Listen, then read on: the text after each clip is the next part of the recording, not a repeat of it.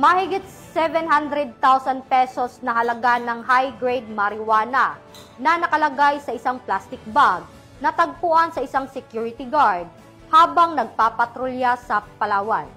Yan ang balitang hatid ni Patrolwoman Eloisa Joy Beredo.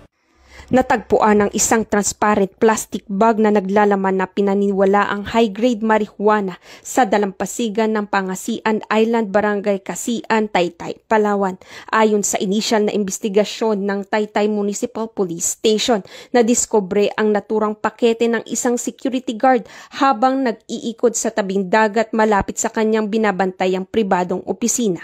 Nang damputin at buksan ng gwardya ang plastik, tumambad dito ang pinaghihinalaang pinatuyong dahon ng marijuana.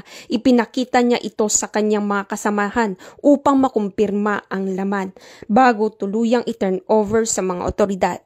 Tinatayang tumitimbang ng 1.5 kilos ang nasabing droga at may market value na humigit kumulang 750,000 pesos.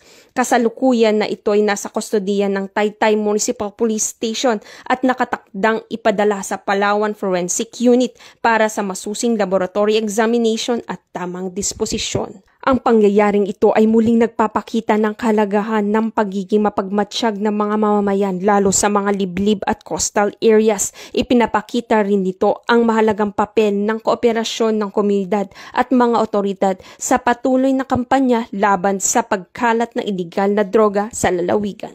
Mula dito sa Calapan City, Oriental, Mindoro, ako ang inyong PNN Correspondent Patrolwoman Eloisa Joy Beredo, alagad ng batas, tagataguyod ng balitang pulis.